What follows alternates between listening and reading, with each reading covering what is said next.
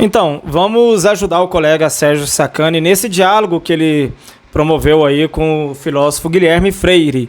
Mas antes peço que vocês assistam esse pedacinho, vejam o que o Guilherme Freire fala acerca da existência de Deus e eu já retorno. Mas por que você não acredita em Deus? Qual que é a boa? Cara, porque eu sou assim, esse cara Tem que ter uma explicação, entendeu, cara? Se eu não envolver aqui, se eu não aparecer... Vou te falar um pouco a linha argumentativa que me fez concluir que Deus existe, que é uma via metafísica, né? Por quê? Você tem um ato anterior. Ora, o que é um ato anterior a toda a sequência de movimentos do próprio universo? Esse ato anterior, ele não pode ser estritamente material. Por que ele não pode ser material? Porque ele é anterior exatamente a um dos movimentos mais importantes que nós temos no mundo, que é a matéria. Por definição, se a matéria tem uma causa, a causa da matéria tem que ser anterior à matéria. Ele não pode ser espacial na maneira como nós imaginamos, ou temporal da maneira como nós imaginamos. Por quê? Por definição, ele está causando, ele é anterior na tabela àquilo que é espacial e àquilo que é temporal. Portanto, como ele é anterior na cadeia, ele não é nem espacial nem temporal. Veja que mesmo que eu insira vários elementos, todos os elementos que estão em movimento, eles vão me voltar para uma causa que tem que necessariamente não estar em movimento. O ato original, que é o primeiro, ele não pode, por definição, estar em movimento. Porque se ele estiver em movimento, ele quebra toda a sequência, porque ele demanda um ato anterior, então ele não é o primeiro. Então, se a partir do momento que eu introduzir qualquer item que a gente introduza, vai continuar persistindo o problema que eu estou falando. Por quê? Você fala que tem cordas, você fala que tem uma dinâmica quântica, você introduz qualquer item. Se esse item está em movimento, persiste o problema que eu falei. Porque esse primeiro ato não pode estar em movimento. Ele também tem um outro detalhe. O universo tem um elemento de acaso. No entanto, o universo não é por acaso, porque ele também tem um elemento de ordem, que é princípio de ordem, porque originou toda a ordem do cosmos. Esse é exatamente o conceito de Deus.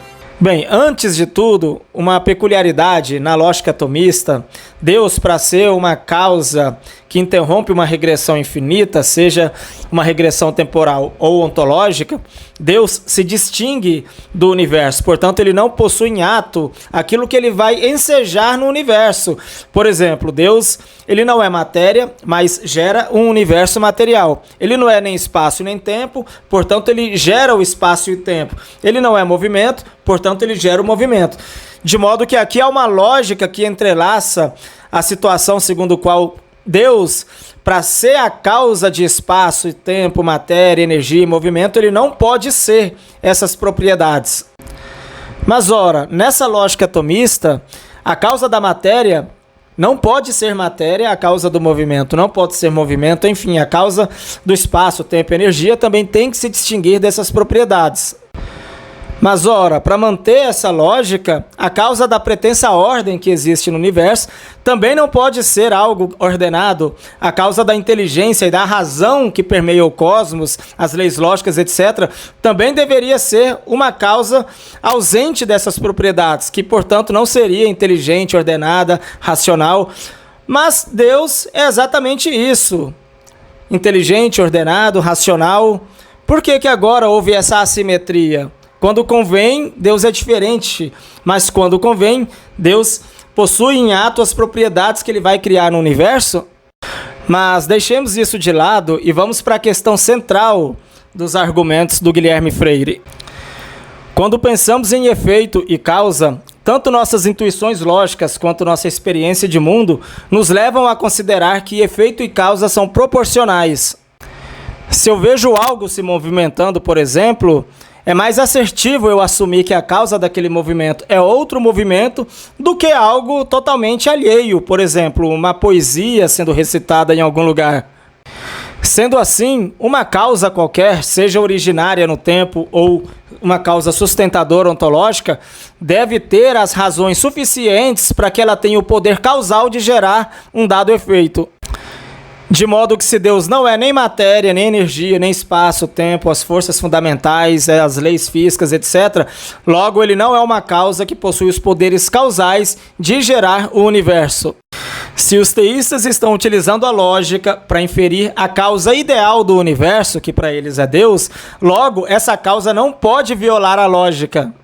Mas dado que sempre observamos na natureza, no universo, que uma causa eficiente da matéria também deve ser uma causa material, ou seja, a própria causa da matéria deve ser matéria também.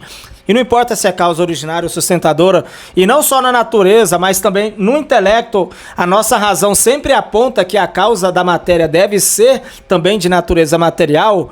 Logo, a causa da matéria, ou seja, do universo, também deve ser material, ainda que uma matéria mais fundamental. Mas qual seria o melhor candidato para interromper a regressão infinita de causas do universo, se é que isso é necessário? Quem seria o melhor candidato para ser a causa sustentadora da matéria, do universo? Que tal a própria matéria? Só a matéria possui as razões suficientes, os poderes causais de ser a base sustentadora da matéria. A matéria, em seu estado mais fundamental e simples, é uma ótima candidata para ser uma causa sustentadora da matéria mais complexa e não fundamental. A matéria, como causa fundamental, mantém a proporcionalidade entre causa e efeito e ainda impede a gente ter que assumir uma causa transcendente que vai gerar o universo a partir do nada, violando o princípio de que do nada nada vem.